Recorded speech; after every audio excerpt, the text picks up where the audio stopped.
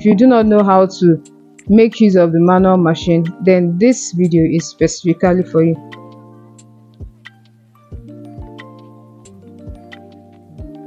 Hi everyone, you're welcome to today's tutorial. On this tutorial, we are going to be learning how to operate and how to make use of the blackhead machine, the manual sewing machine. We are going to be learning about the parts of the machine and how exactly it functions. So if you do not know anything about it or you do not know how to make use of it, then this video is specifically for you. So let's go into the video and see how it works.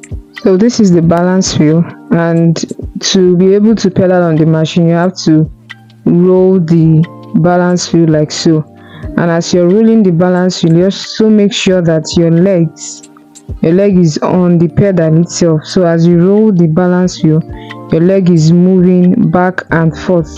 Don't be in a hurry, gently, you're going to get it. So as you're rolling the balance wheel and moving the pedal with your leg, you can put a paper underneath where you see the needle to make sure that your pedaling is moving in the right direction. Now this is a bobbin, and this is a bobbin case. Now I'm going to be putting you through on one of the methods of how you can roll a thread. You can really thread onto the bobbin. This can actually be tricky, but once you're good with it, and if the bobbin winder on your machine is working well, you'll have no issues with it. But just in case your bobbin winder is having issues, I'll also show you another way with which you can reel a thread into the bobbin. So now I've placed the bobbin into the bobbin winder like so. I'll first of all have to reel a thread into just a little into the bobbin, after which, like so, I'm now going to place the bobbin into the bobbin winder.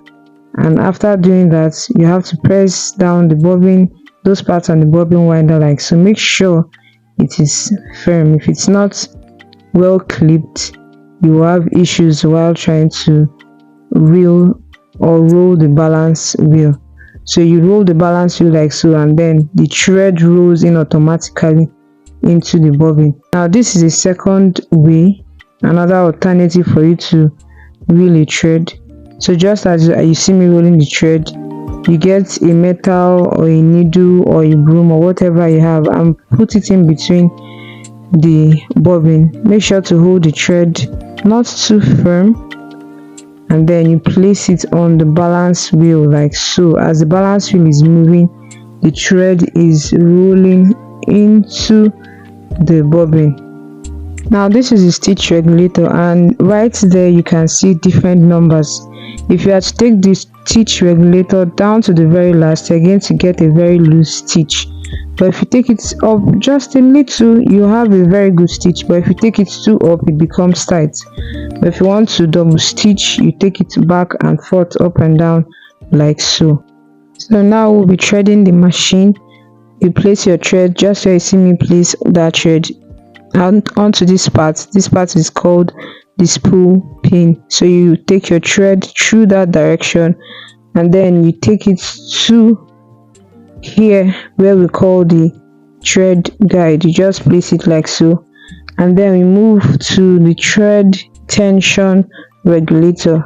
This is called the thread tension regulator. If the thread is not well placed or well tight in here, it can actually affect the outcome of your stitch.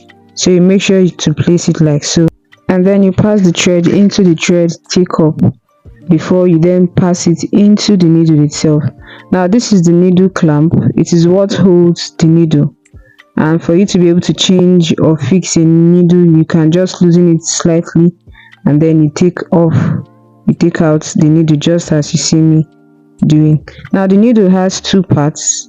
It has a flat side to it, and it has a part that also has a division.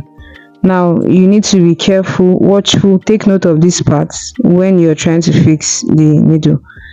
The place that is flat is going to face towards inward, it's going to face inward, Then the part which is divided is going to face the outer part. If you do not place the needle rightly, soulmates, it's not going to function properly. You have a tough time with it. So just make sure to fix it rightly. Now this is the presser foot. It is what holds the fabric. Whenever you're sewing something, it is what holds the fabric. So now this is the part of the machine that houses the bobbin case. And so you have to just watch closely to see how this first part is fixed. Make sure it is fixed properly, and then make sure that these two pointed parts showing here goes into the right position in the machine, and then you fix the bobbin into the bobbin case like so. Sometimes some bobbin may not fit into a particular bobbin case, so you take note of that when you're trying to fix. So you just fix it through this tiny hole and take it down, and it comes out, and that's just as you see me doing.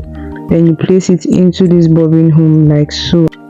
After that, you cover up your throat plate first. Cover your throat plate and then your slide plate. Now this is the presser bar lifter. It is what lifts up the presser foot. Now you lift up the presser foot to enable you to place your fabric underneath the presser foot.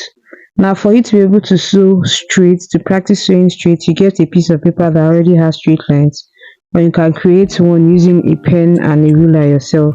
Now you roll the balance wheel, and after raising the presser foot lifter to put in your piece of paper, you roll the balance wheel and then you try as much as possible to maintain that straight line. Now it's not going to be easy at first, but just try to maintain sewing on that straight line. Now if you do not roll the balance wheel rightly, the paper will not go in the right direction. Hey, as a beginner, I know this is not going to be easy, but it's also not impossible. But just keep practicing and practicing, and before you know it, you're perfect. So thank you.